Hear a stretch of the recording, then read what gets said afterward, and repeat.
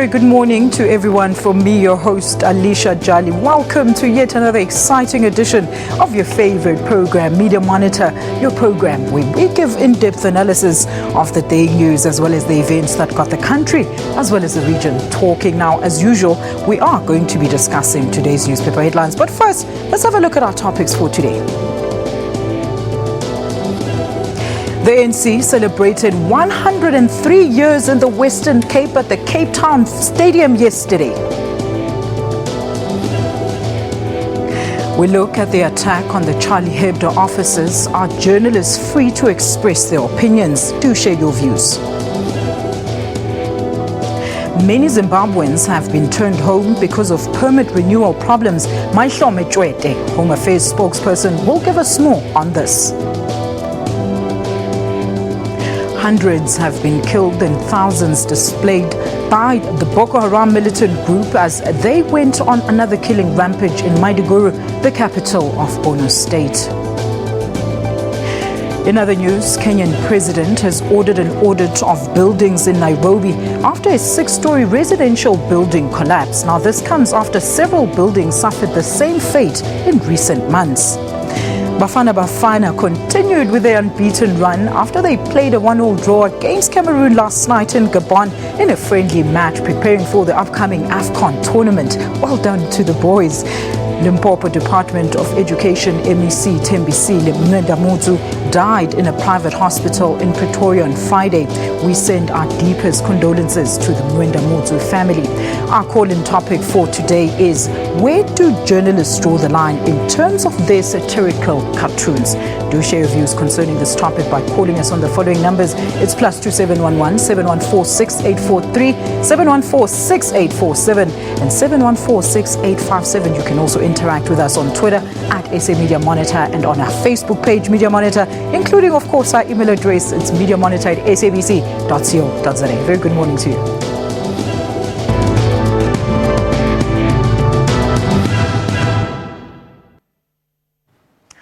Our guest this morning, we'd like to welcome Ms. Varashni Pillay. She's a contributing editor of The Mail and Guardian, and Professor Sipho Siepe, a political analyst. Panel, a very good morning to you and a happy new year to both of you. Good morning. Good morning, Alicia. All right, panel, let's have a look at the news that are making headlines today. Of course, we suppose, there it is, it's the weekend August, the massive hunt for the gunman's girlfriend. Now, apparently Paris police have launched a massive manhunt for the lady that is, of course, implicated in the recent Paris attacks.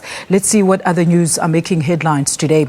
The Sunday Times, very, very big news. Now, you'd always expect this after a big event like yesterday's celebration. Zuma puts out a begging bowl. Now, apparently the president, in his speech at the gala dinner, appealed to big businesses to actually assist the ANC financially. We're going to talk about more later on that. Let's look at other news that are making headlines today. The Sunday Tribune, it says here, we are ready. South African Special Forces have praised the French police for their swift action in containing and dealing with 2 sieges this coming week. Panel, let's start there, of course, with the weekend August, the massive manhunt for the gunman's girlfriend. Professor, what are your views? Well, one should expect that in a normal society that all acts that reflect violence and the killings will be dealt with. So it's not surprising that the French government has made it its business to say those who are involved in such atrocious activities should be held to account. So what has been interesting is the swiftness with which they were able to deal with this matter within a week. Sometimes, especially when you're looking for 2 people in a country, it's so easy for them to disappear, and in some countries you'll never find them. But that's why our special forces are saying well done, because it's almost like looking for a needle in a haystack, but they were able to deal with that in a short space of time. So I do think that many people will support that, but at the same time it raises other issues that we'll talk about later. Varashni, that's what I want to ask. When is our special forces going to get praised like that? You know, it's quite interesting because we see in another weekend title that they say that they are ready. South Africa's police force saying, you know what, we were trained by the French, we are on that same level and ready. But I'm not sure how many South Africans would actively believe that.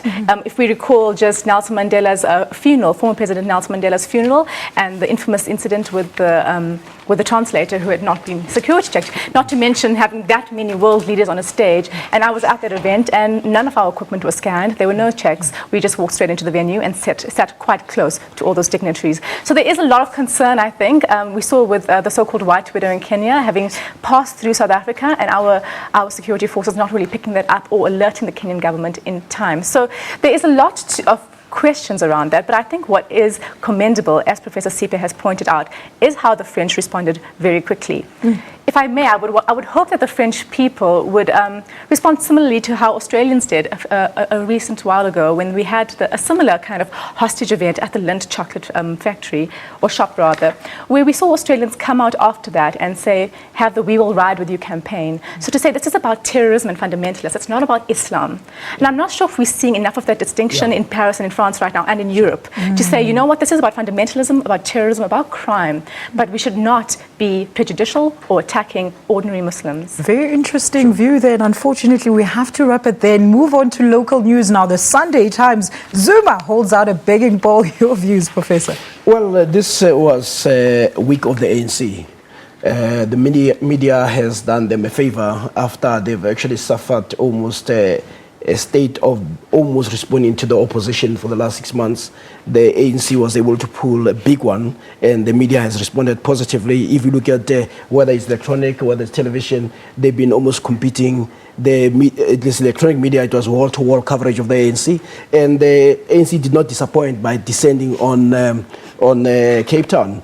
But what was interesting is really, I mean, even though the point that is raised about Zuma holding a begging bowl, it's also correct. The big business has always supported their political formations, mainly to influence the policies. So there's nothing new about it. But what it also says that it's being transparent about it. That is most important. And there are some people who have argued that it's about time that we make the whole issues of contribution more open, so that we do not have people who are Nicodemously influencing the politics and the policies of the ruling party. Do you agree, Varashni? Is this just for influential of policies?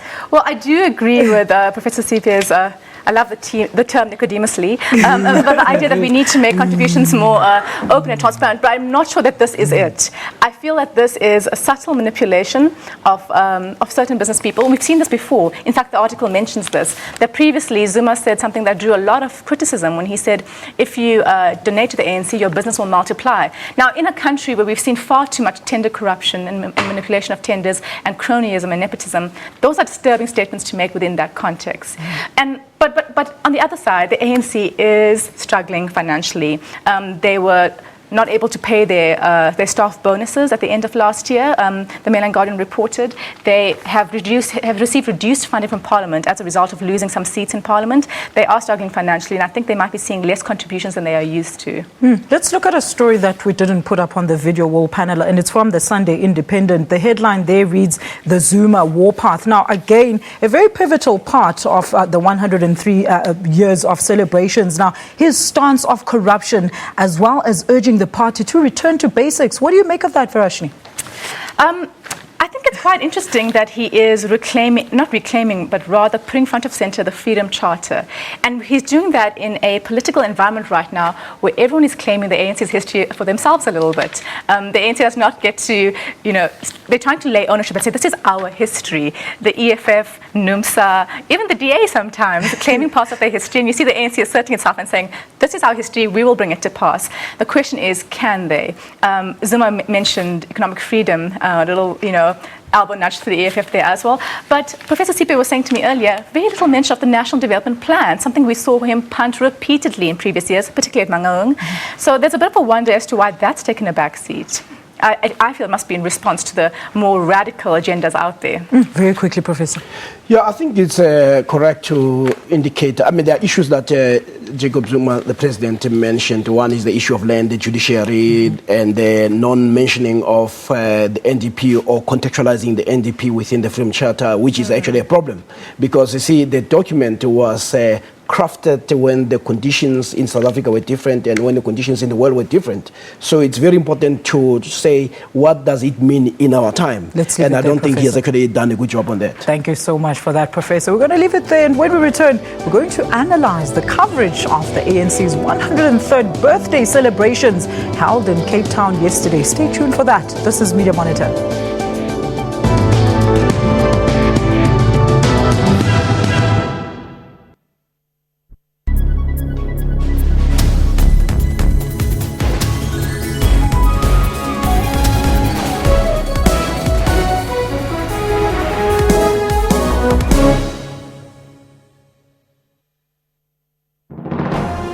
Zoom into Africa.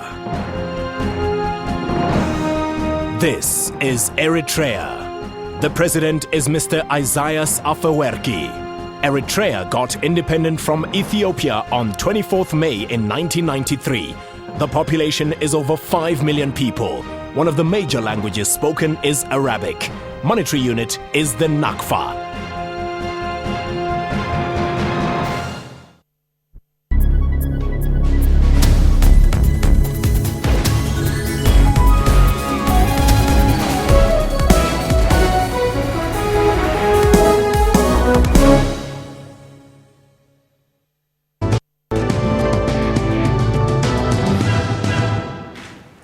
Welcome back to Media Monitor. Well, the ANC celebrated 103 years in existence yesterday. Let's take a look at what happened. His birth was a history-changing moment. So it is everyone. ANC belongs to everyone in South Africa. Even if they belong to other small little parties, they are part of the family of the ANC. Look, panel, the ANC's message or objective was to send a rather strong message to the DA of their intentions to reclaim the province. Professor, what do you make of this? Yeah, well, the province has been almost difficult for the ANC, and in part it is because of the ANC itself. It's not so much because of the strength of the DA. Remember that when the ANC got in, it got the province, it got the Cape Town, but then you end up with the sense of incumbency, where they were fighting amongst themselves, factionalism, and also sometimes incapacity and incompetence and a bit of corruption. So it cannot be that they need to blame the DA for doing it. But what the DA has actually succeeded, it has made the Western Cape almost a no-go area. But there are times when they have also used a language that is similar to saying almost it's a no-go area for black people. I mean, the comments by, what's her name, Helen Zille, that says people are refugees in that country. I mean, the media took issue with her, and it took a long time for her to change. And even now, when the ANC was going there, she should have just left it. But what they did, the ANC began to see it as if you are trying to make it so difficult when the black people are descending in the place. But nonetheless, at least that would be a matter of the past. The ANC held its bash, and there were no other issues. I think it was good for the DA to step back on this matter. But they did actually run a good week, moving door to door. But I'm not too sure that that is sufficient to reclaim, because what people do, they also look at what the ANC does in other provinces, and I don't think the ANC has been able to sell its own success stories. What we hear in the media, it's all what the ANC is failing to do, and people would vote on the basis of what is presented out there. Look, the big issue, Varashni, yesterday, and through all the interviews with the ANC leadership there, they all felt like, the Western Cape is a province or another country outside of South Africa, and that was a big issue of the day. Absolutely. Alicia, as Professor CPS says, the ANC kind of gave the Western Cape to the DA through their own faults, but the DA have given the ANC the stick to beat them with through their own fault by having a leader like Helen Zille, who has crossed the line way too many times in terms of how she talks about race in this country. You see her too late trying to rescue it, and she's doing a disservice to people in that party trying to do good things, trying to make it look more South African and trying to make it more identifiable to especially young black South Africans.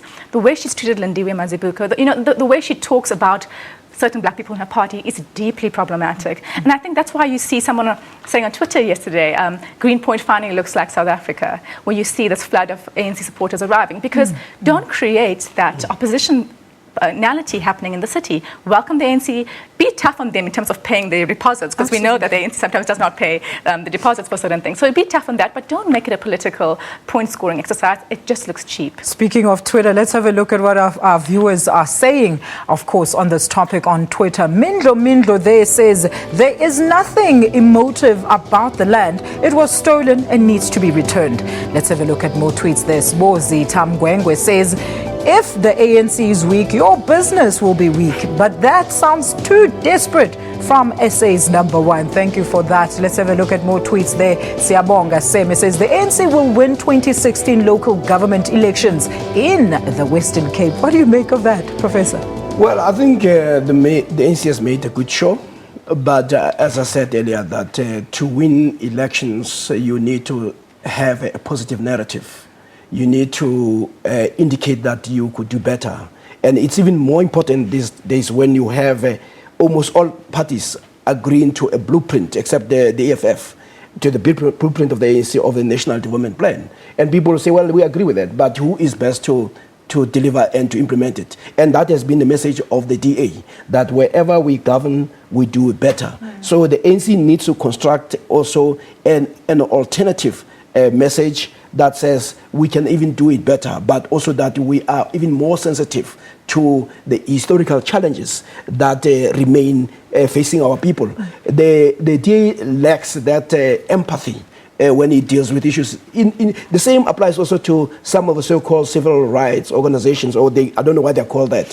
When you listen to them, you often get a sense that what you hear is white interest, white privilege. You don't see them aggressively pursuing issues that will speak, that will be so close to what black people say, this is what I experience. Even the issue of racism, those of us who have been almost in every sphere, you talk about black professionals, and that's also what Malema does mention in his speech, that you see black professionals, you know that sometimes they even have to report to a white person who's less qualified than they are. And when he does that, he speaks to what people experience. But there are times when people try to undermine those real experiences of people of color in this country.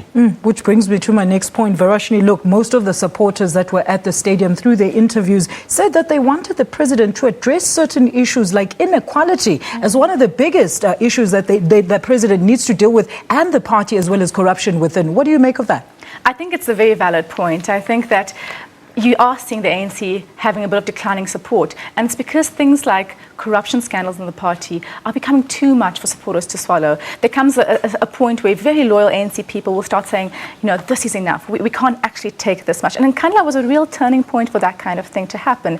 So I think people really want to see change. I mean, as Professor CPS says, the DA has done well in terms of presenting its gains and say what you want to about the party, but they seem to be doing a reasonably good job in terms of service delivery in their province. Of course, people will criticize them about the differences between certain areas, but overall there seems to be very little corruption that we can pinpoint. So the ANC, as my co-guest has said, really needs to up their game on that score. Let's take Rob from Polokwane on the line. Rob, a very good morning to you. Thank you for joining us. Your comment, please, sir. Morning to you and morning to the panel. Morning, Rob. Go ahead. Yes. ANC must go back again. Take Oronia back, because the true president, DA in the Western Cape, is nothing. Let's deal with Oronia, which has got president and they've got their own currency. You see? So the corruption and otherwise I can see, but the main problem in South Africa is when the whites are still doing what they are doing in Oronia. The Western Cape still fall under South Africa. It's fine. Oronia, they've got their own currency, president in the president country. What is that? Thank you so much, Rob, for that comment there. Professor, were you smiling there? Yeah. Well, I think the reason why the ANC is not obsessed with the Orania is that some of these places are not sustainable in the long run. And they themselves know that. But Western Cape does matter. And I do think that it's important that South Africans recommit themselves to dealing with, first addressing the historical challenges of white supremacy in this country. And that's one of the things that it does not want to address, because it thinks by dealing with racism, you'll be accused of being racist. Secondly, they need to send a message that they're committed to those principles that Nelson Mandela was committed to, and they need to demonstrate that.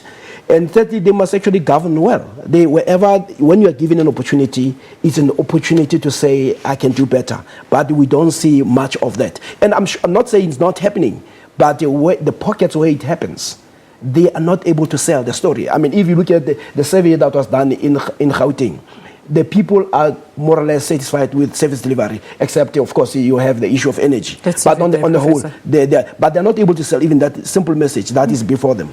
Oh, wow, we're going to have to leave it there on that topic. And after the break, it's our one-on-one segment with Professor Anton Haber from Wits University. We'll be discussing the double hostage crisis in France. Let's have a look at this quick teaser. I think the other thing that when it comes to satire, it's incredibly important to sort of build on the point you made, Nick. You've got to know intimately how much offense you're going to cause.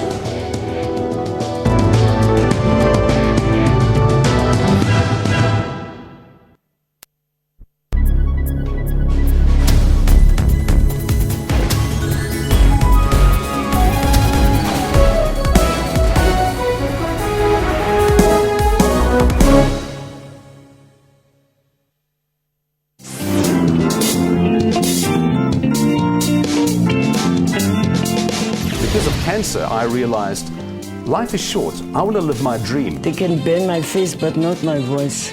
I'm definitely not a cross-dresser. South Africa, I'm just a gay man.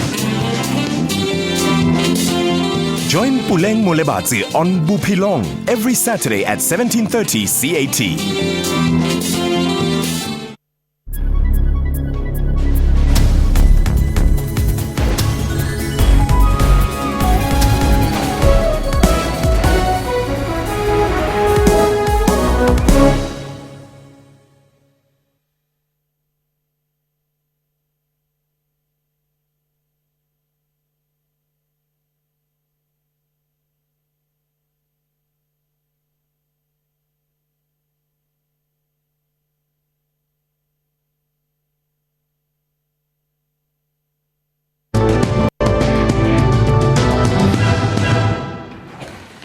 Welcome back. This is Media Monitor. Paris resembled a war zone the past few days. Police raids led to the killings of Al-Qaeda-linked attackers, including 2 suspects in the shootout of the Charlie Hebdo offices. World leaders are gathering in Paris for the planned anti-terrorism march. The fatal attack of Charlie Hebdo has shaken the media fraternity across the globe. Media Monitor producer Yolanda Mhlati reports. The gruesome attack on these offices has left many within the media fraternity asking whether or not the international media freedom is under severe threat. According to media reports, the satirical weekly Charlie Hebdo has attracted controversy in the past with its bold stance on news and current affairs. It's the second time experiencing this fate.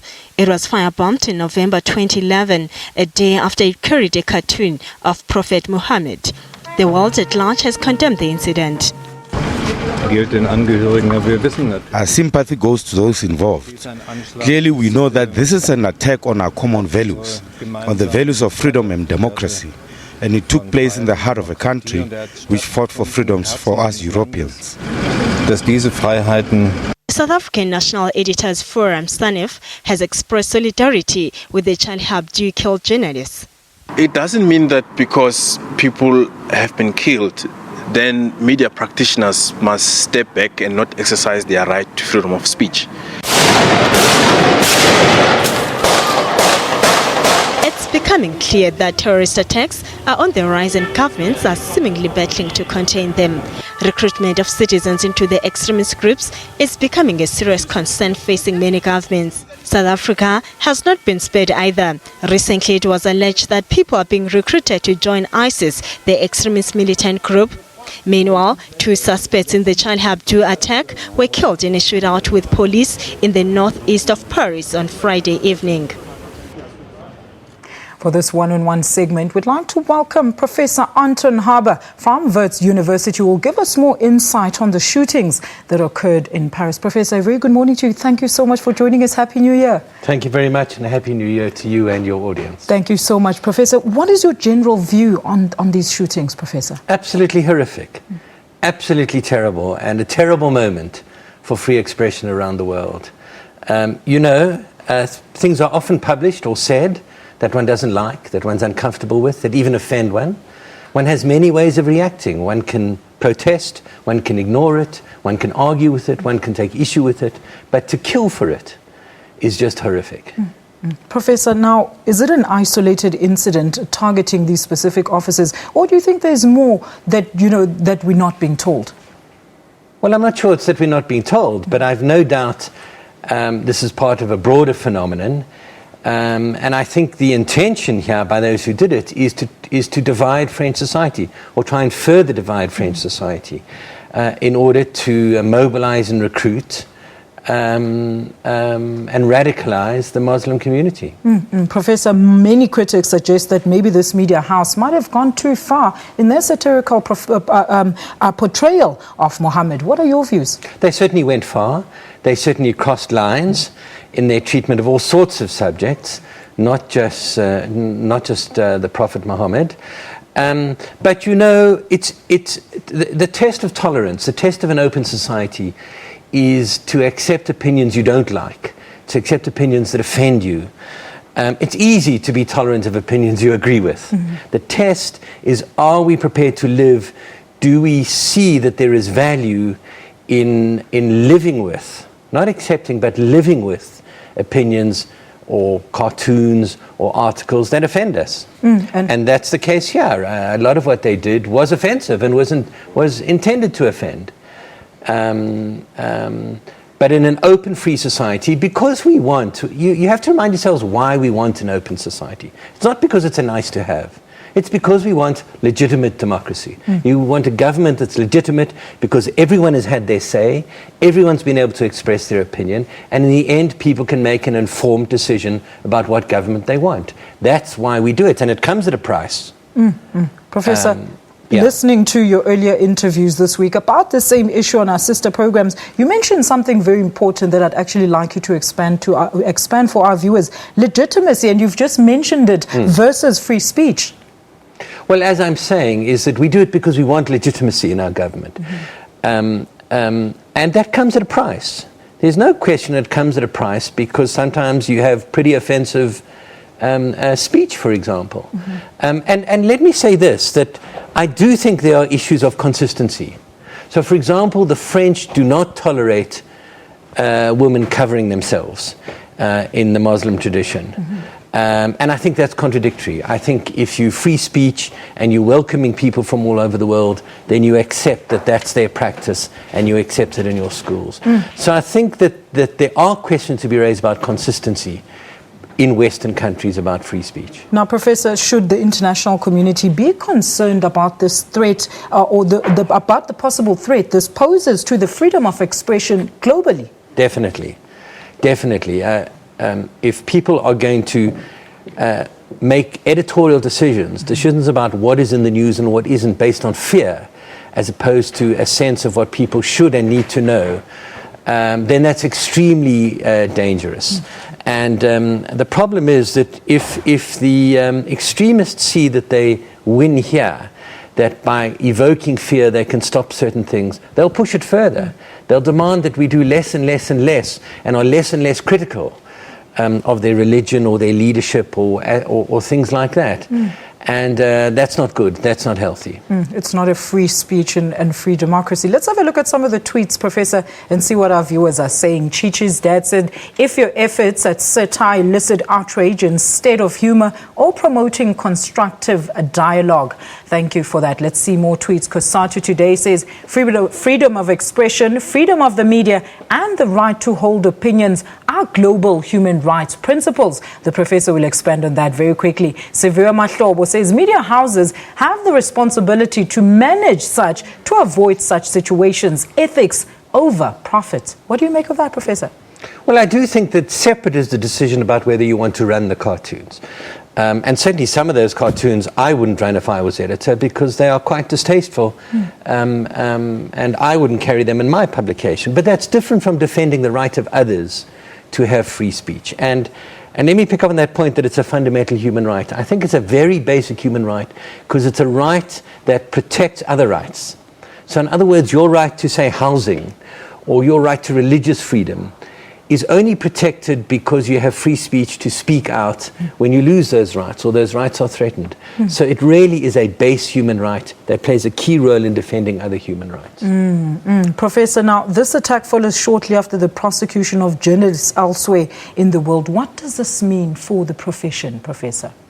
I think it means that we have to make sure that we push governments and international organizations to ensure the safety of journalists and cartoonists and artists, not more than anyone else, like all their citizens, that we must make sure people feel safe and secure enough to speak out and express their views and not live in fear. Professor, thank you so much for your time on Media Monitor this morning. Thank you. That's Professor Anton Harbour talking to us about the Paris attacks. When Media Monitor returns, we'll be discussing the permits issued to Zimbabweans under a special dispensation period and the tragic event in Nigeria where Boko Haram went on a killing rampage. Media Monitor returns shortly after this.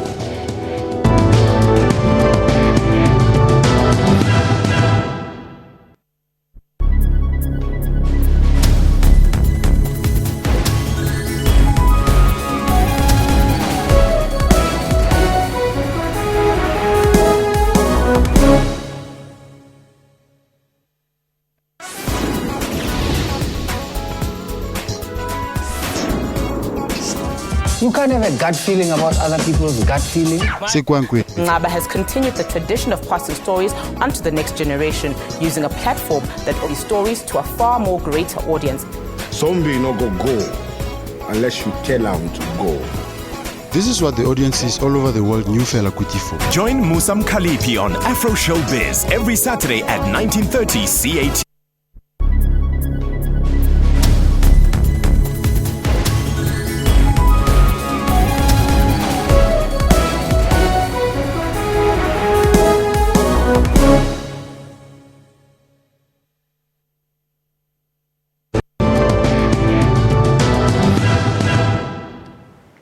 Welcome back. This is Media Monitor. Now, there are conflicting reports regarding the implementation of the permit renewal application by Zimbabweans.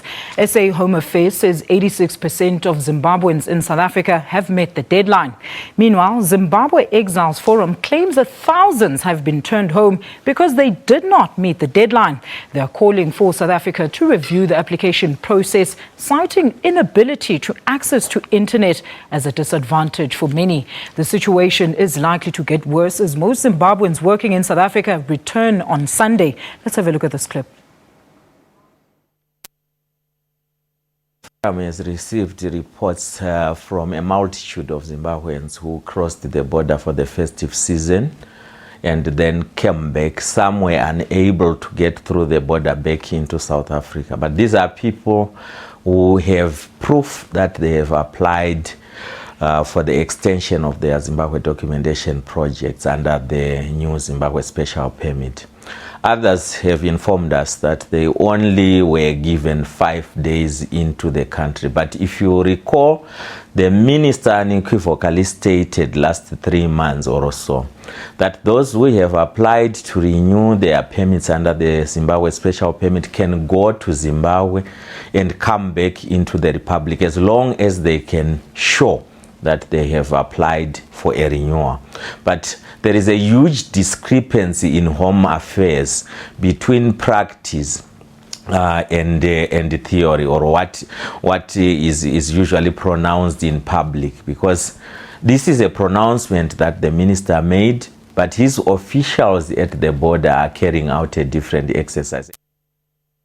Let's get to the crux of the story. All the way in Cape Town, we're now very pleased to be joined on the line by the spokesman for the Home Affairs Department, Ubuti Maihlome Chwede, who will be talking to us about the permits of foreigners. Maihlome, very good morning to you. Thank you so much for joining us on Media Monitor. Happy New Year to you.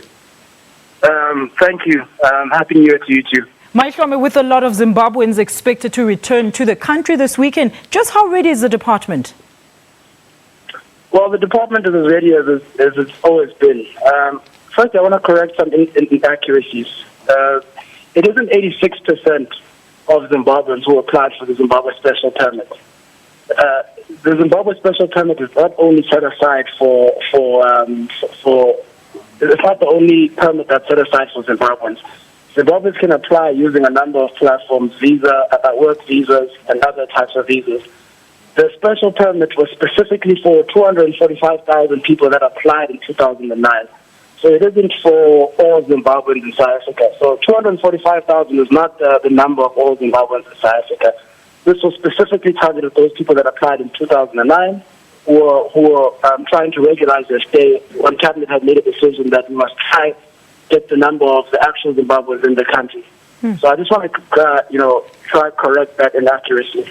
All right, and please clarify this for us, Maishome. Reports actually show that a number of Zimbabweans are being returned back to their country. Can you tell us why?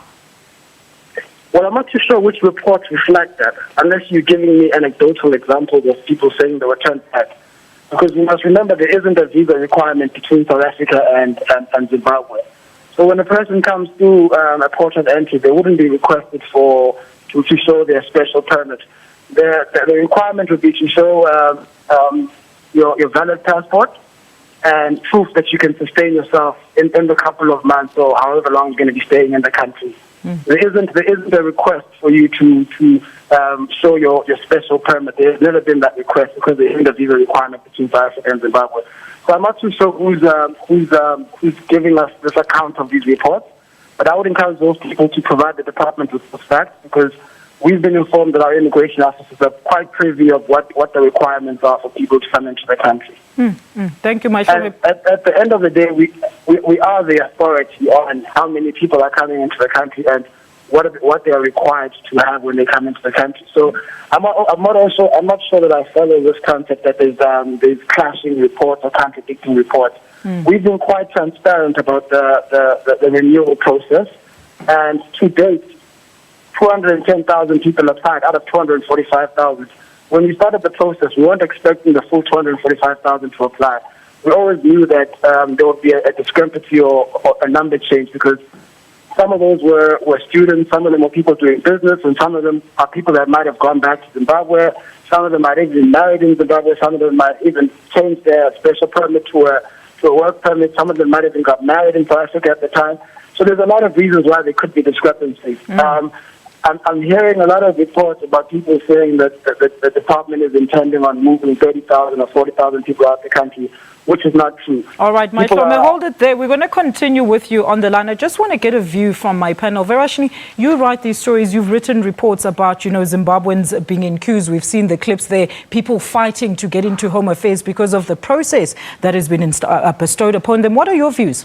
Well, it's very hard to know, Alicia, until we see more definite evidence. As Maishome has pointed out, right now it seems to be very anecdotal. I spoke to Gabriel Shumba a few months ago about the process, and he seemed happy with it at that time. Now we're hearing him say that, people are being sent back. I'm not sure if that's true or not, so it's difficult to comment. Professor?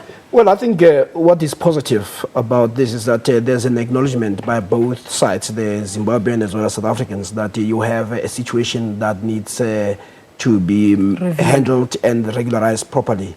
You've had a number of illegal immigrants coming into this country because of the political situation in Zimbabwe. And it would not have made sense for this country, given its human rights commitment, to simply bus or put them in a train and dump them in Zimbabwe.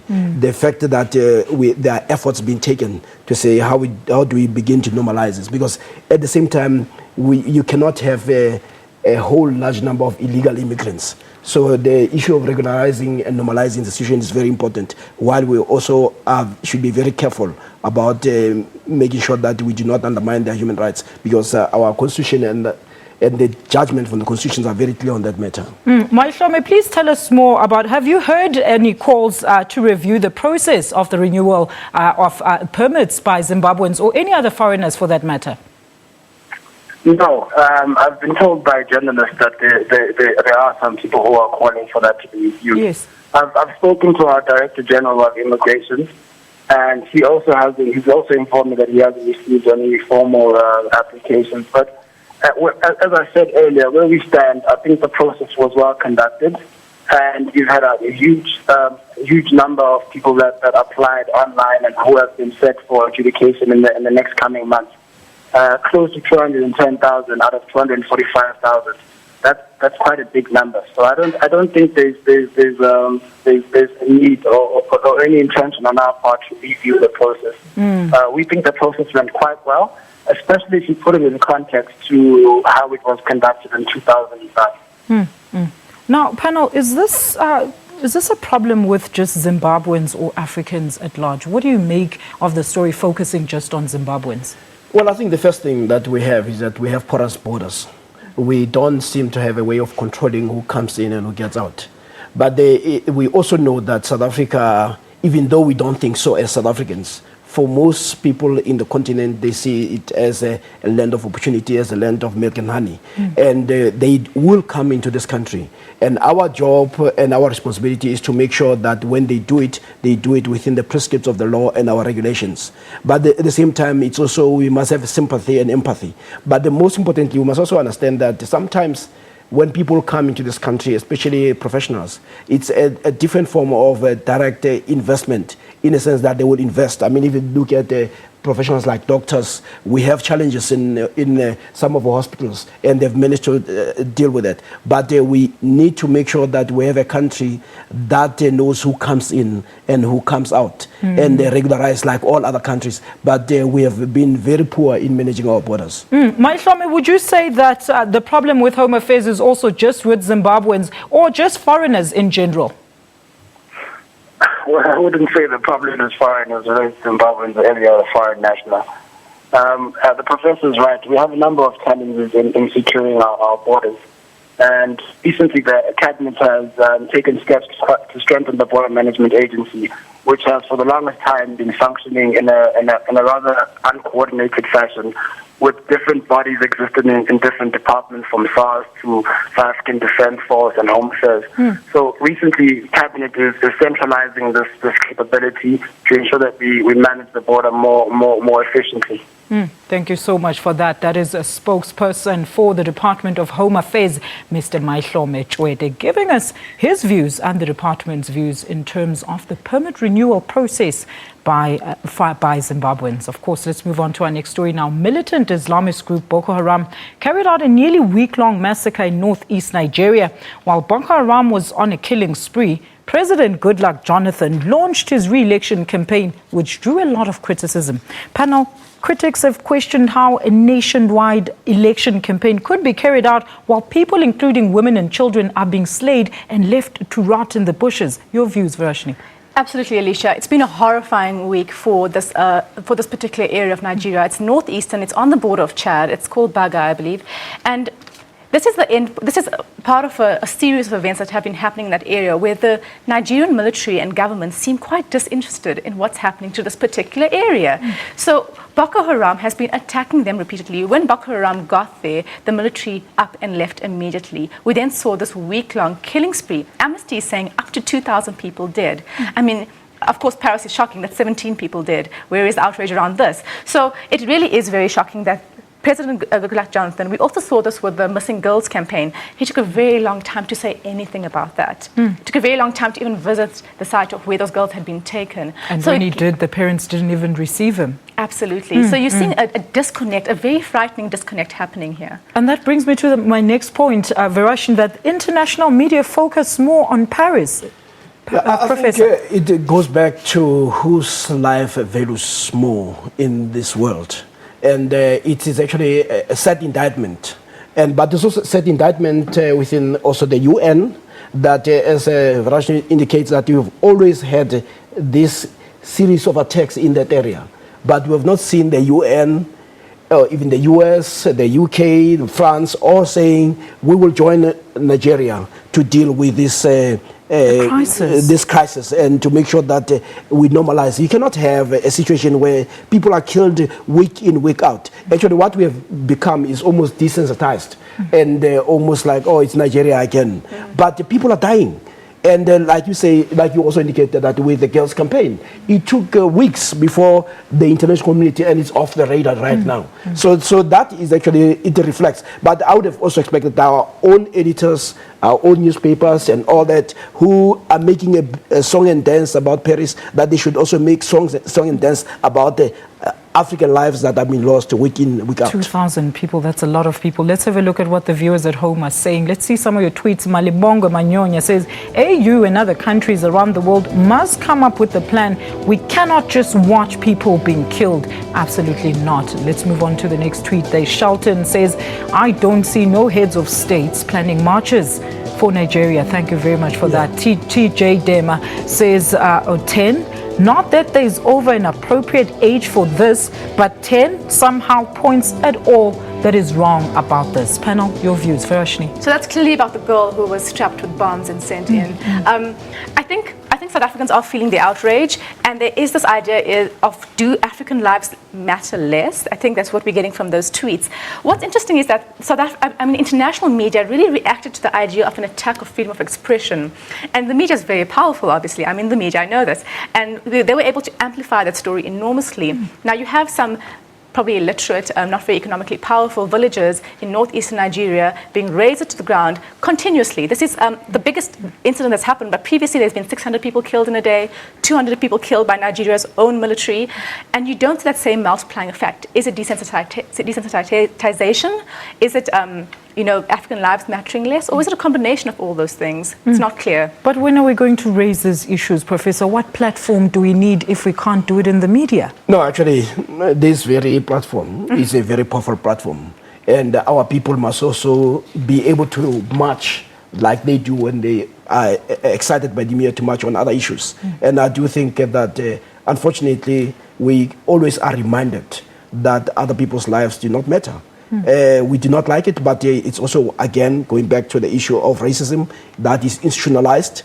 And unless we deal with those issues, I mean, you go to America, you have the same scenario. Black kids get killed every week in, week out. And it's only when it's captured in the media that it makes sense. Look, if you're marching for journalists that were killed, let's also march for women and children that were killed in those villages. And that's how we wrap this segment. And of course, we're going to take a quick ad break. And after that, my panel tells us what they think will be making news headlines this coming week. You got to stay tuned for that and more shortly after this break. This is Media Monitor.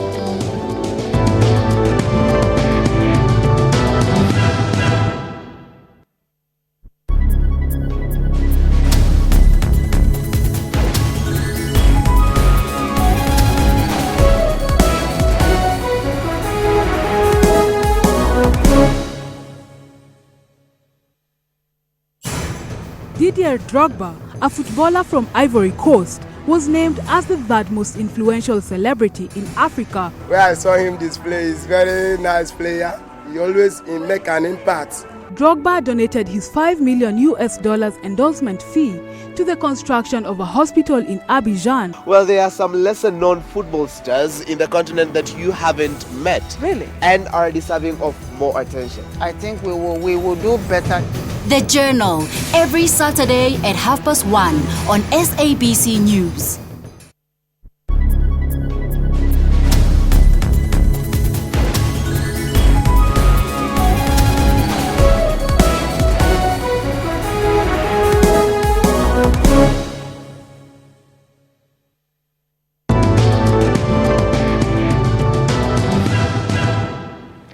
This is our final segment on Media Monitor, and of course I get to ask my panel, which stories do you think will be making news headlines this week? We've got the AFCON tournament, we've got the outcome of the ANC celebrations, and the big news, university registrations. What do you fancy will be making headlines, Virashni? I think there will be a lot of interest around the education stories, university registrations, as well as first day at school. We really love those photos of those little cute 5 or 6 year olds on their first day of school. So I think that's going to be a bit of light relief in the papers, as well as the more serious issues of university registration. UJ, University of Johannesburg, no longer has an open day after what happened 2 years ago when there was a stampede that actually killed people. So that's going to be quite a serious issue, particularly after the matric results. Thank you very much. Ooh, the controversial matric results. Professor? Yeah, well, I think you're also going to have, Malema has thrown the gauntlet. And I think the ANC will have to respond to that. And as government, the president had indicated that there'll be no disruption when the State of National Address is given. Next month. So the question is whether he'll be able to stop Julius Malema from his almost threats that there will be a disruption. Thank you so much for that to my panel. I'd like to thank you so much for being our first panel for 2015. Our viewers' contributions and suggestions are highly valued. Remember, you can follow us on Twitter at SA Media Monitor and share your views and comments. Go to Facebook, go to www.facebook.com/Media Monitor and like our page. You can also email us your views about the show to mediamonitor@sabc.co.za. Thank you so much for watching Media Monitor. Join us again next week, same time, same place. And in case you missed our live show, remember, you can still catch the repeat tomorrow morning at 2 a.m. or alternatively go to our SABC YouTube link on www.youtube.com/SABC News. Have yourself a blessed Sunday. For myself and the Q-Tip team, it's goodbye.